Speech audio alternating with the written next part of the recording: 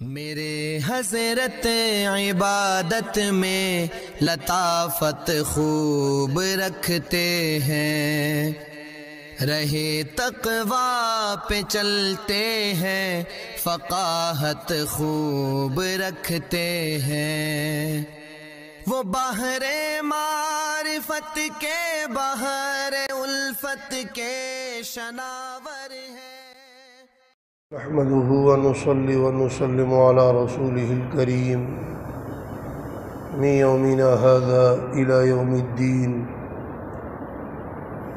أما بعد فأعوذ بالله من الشيطان الرجيم، بسم الله الرحمن الرحيم۔ لقد صدق الله رسوله الرؤيا بالحق۔ یہاں سے جواب ہے منافقین کے طعنے کا۔ سرکار دو عالم سرور کونین صلی اللہ علیہ وسلم نے خواب دیکھا کہ آپ عمرہ کر رہے ہیں۔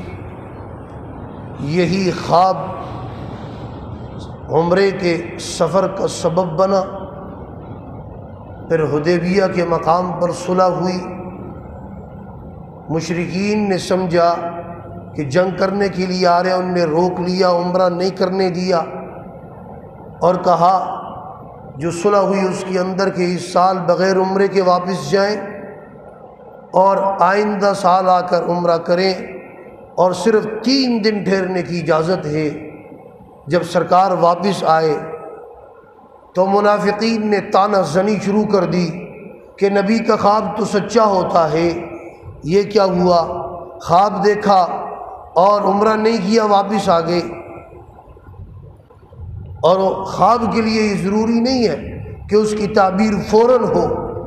یوسف علیہ السلام کا واقعہ دیکھیں، بچپن میں خواب دیکھا، تعبیر 40 سال کے بعد ظاہر ہوئی۔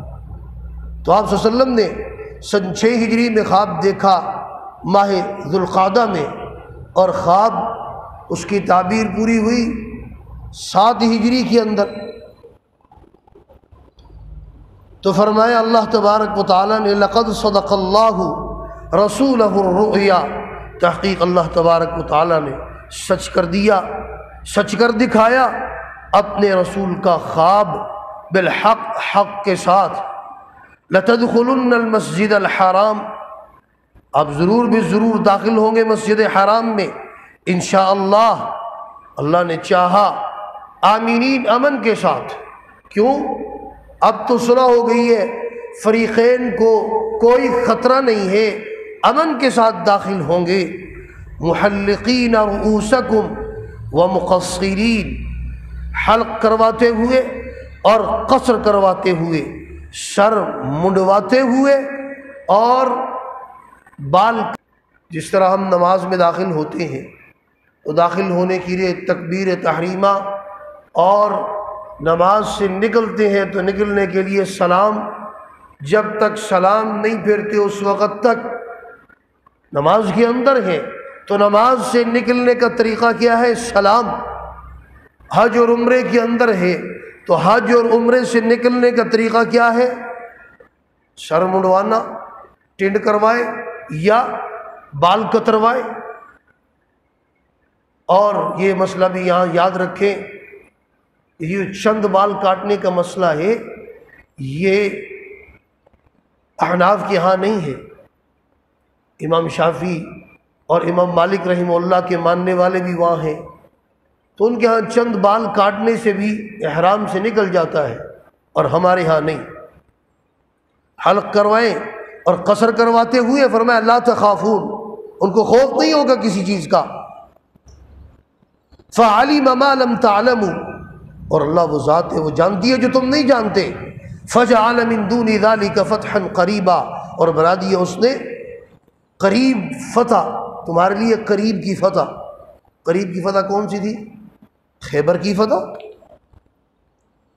هو الذی، فرمایا اللہ وہ ذات ہے، ارسل رسولہ، جس نے بھیجا اپنے رسول کو بالہدی، ہدایت کے ساتھ، ودین الحق، اور دین حق دے کر، لیظہرہ علی الدین کلہ، تاکہ غالب آ جائے سارے ادیان پر یہ دین اس لیے بھیجا کہ یہ دین سارے ادیان پر غالب آ جائے۔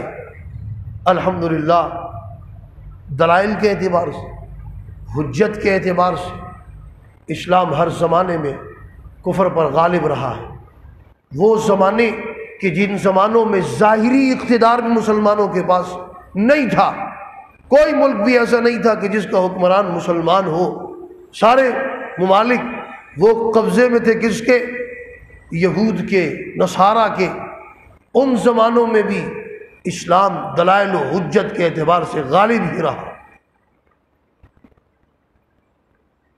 تو فرمایا لِيُظْهِرَهُ عَلَى الدِّينِ كُلِّهِ وَكَفَى بِاللَّهِ شَهِيدًا، اور کافی اللہ تبارک و تعالی گواہ۔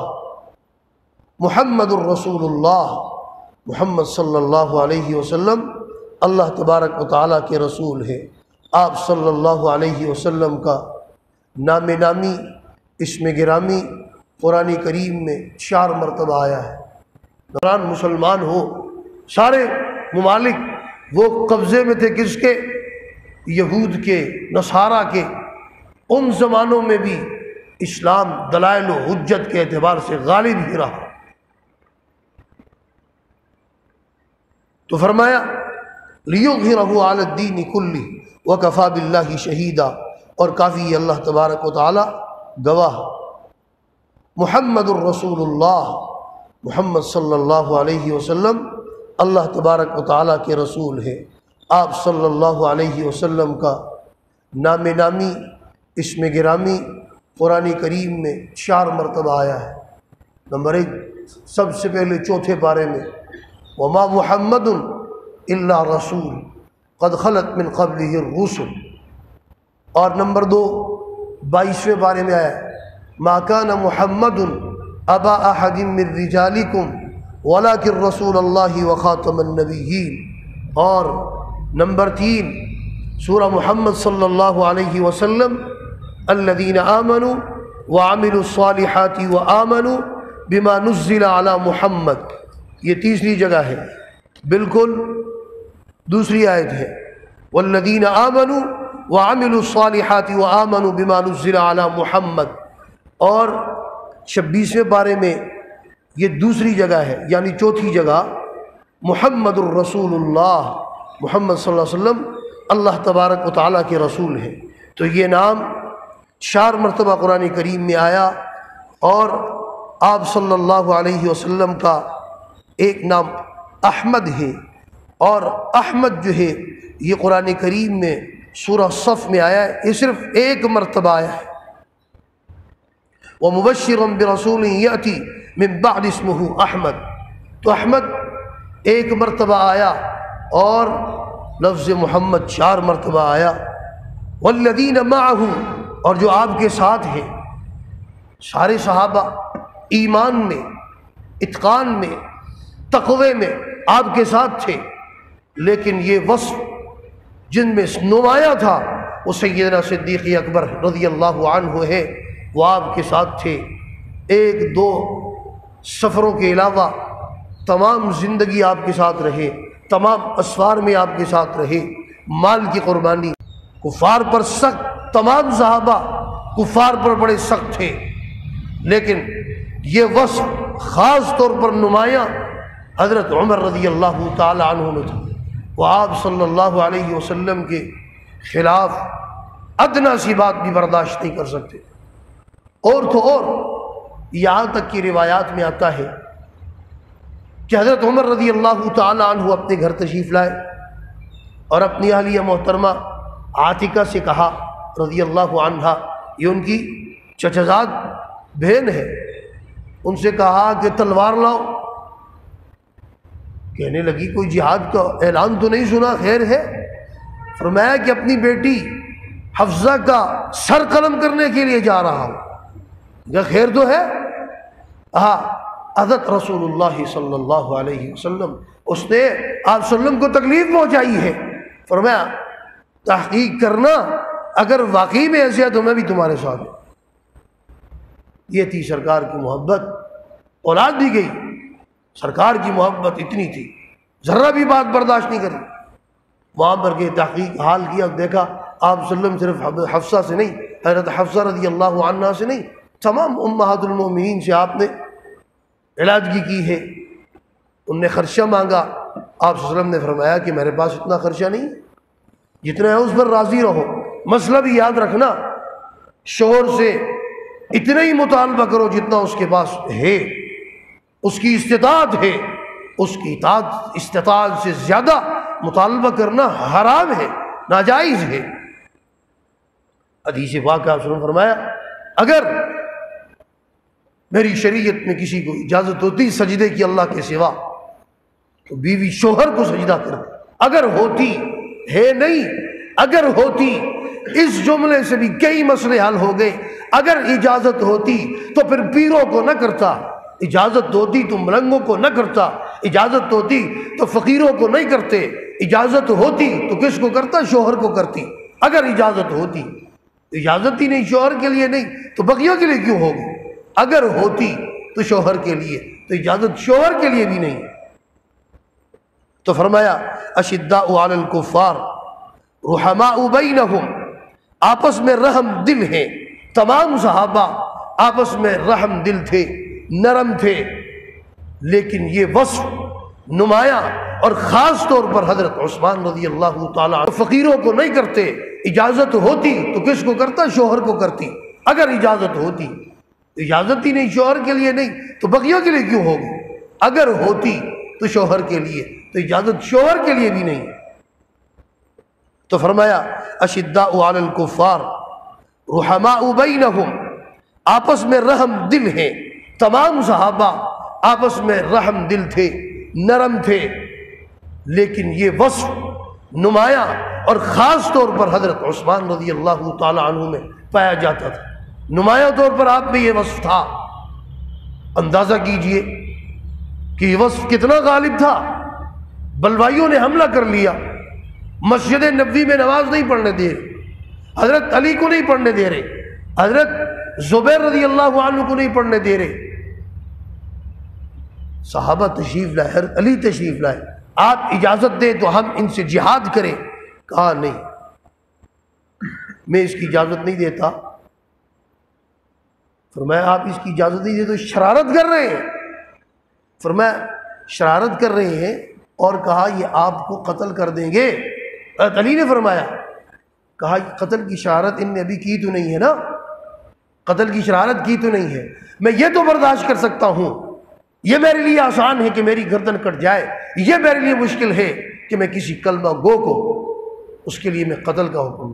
ظاہری طور پر منافق تھے، کلمہ بھی پڑھ رہے تھے، لیکن آپ نے برداشت کر لیا۔ اپنی جان دینا آسان ہے، رحم دل اتنے کہ بلوائیوں پر آپ جبکہ خلیفہ تھے، خلیفۃ المومنین تھے، آپ آرڈر دیتے ان کا صفایا ہو جاتا، لیکن نہیں، نرم دل تھے، رحم دل تھے۔ اور یہ وہ واحد خلیفہ ہے کہ جن نے اپنی خلافت کے اندر مال غنیمت نہیں، جو ہے بیت المال سے ایک پیسہ بھی نہیں لیا۔ بقیہ تینوں خلفاء بیت المال سے پیسہ لیتے، ان کے پاس اتنے وسائل نہیں تھے۔ حضرت عثمان رضی اللہ عنہ ایک پہ، حضرت حسن رضی اللہ تعالیٰ، حضرت حسین رضی اللہ تعالیٰ نے فرمایا کہ ابا جان تیروں کی بارش ہو رہی ہے اور آپ کیا کرتے ہیں؟ فرمایا مجھے کوئی پرواہ نہیں ہے، لا یبالی ابو کا سقط علی الموت ام سقط علیہ الموت، تمہارے باپ کو اس کی کوئی پرواہ نہیں ہے کہ موت اس پر گرے یا وہ موت پر گرے، اس کی کوئی پرواہ نہیں۔ تو ان کے اندر یہ وصف غالب تھا۔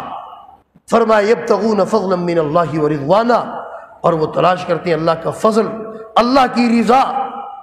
سیماہم، ان کی علامت کیا ہے؟